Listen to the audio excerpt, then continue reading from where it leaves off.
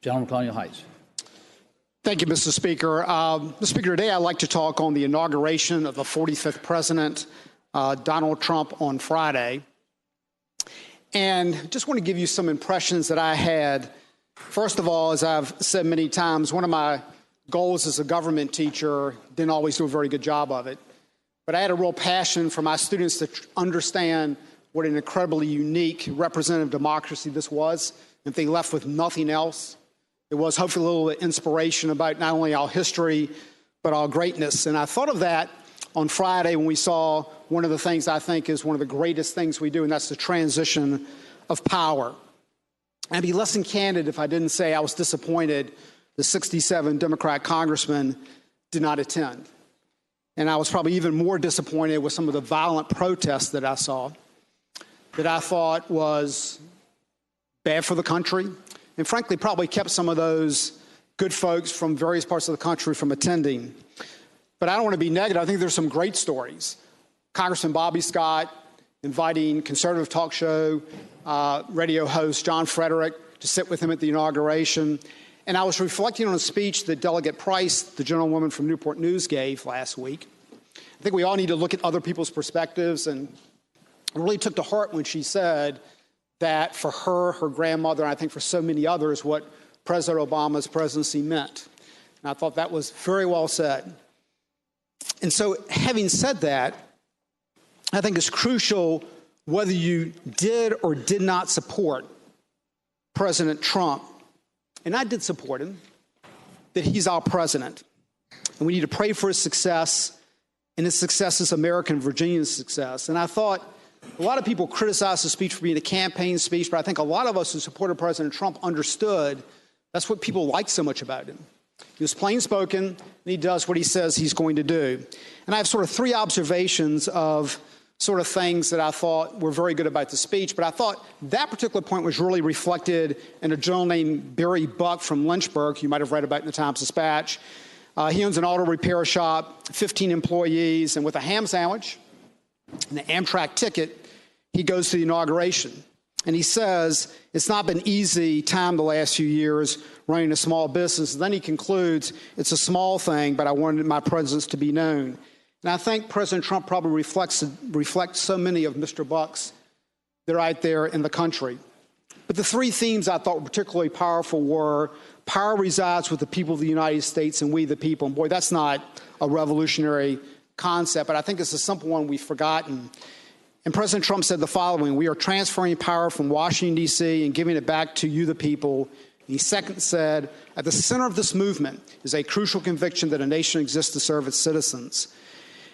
And I really take that to heart because I think, and I think we're all a little bit guilty of this, is most Americans today feel like people in politics know best, that there's some arrogance there, and that if the small guy will sort of get out of the way and let us perform and do probably what's best for them, that's a good thing. And it's not a good thing. And I think that's something particularly Mr. Trump was trying to emphasize. And on his first day in office, one of the things he did was start to pare back regulations, and I think that is something that addresses directly that point. Let's get out of people's way and let them perform. The second thing he said, this sort of dovetails with we the people, is all that only works if people strive to do great things. And he said we must think big and dream even bigger. In America, we understand that a nation is only living as long as it is striving. And here's something he said I know not everyone agreed with. America will start winning again, winning like never before. Let me tell you what I think he meant by that. Whether you can argue whether it's been a good last 8 years or bad economically, we're in sort of this new normal. And I don't think it's a really good new normal. Whether you're arguing 1% growth or 2% growth, for a lot of people, I think they think the politicians think that's good enough. And it's not good enough for a great nation. And I've always taken the attitude that the only thing I ever learned from losing was I wanted to win even more. And I think we've gotten so in America that instead of having the winning attitude, winning for our families and winning for this nation, basically we become where the participation trophy is more important than winning. And then finally, I think number three, and this is a tough part of the speech, but a part that I think we all should take to heart. He said, we will no longer accept politicians who are all talk and no action, constantly complaining but never doing anything about it. The time for empty talk is over. And I think for all of us, we need to really reflect on that. That's what people expect. The debates are great, but they expect us to try to solve these problems.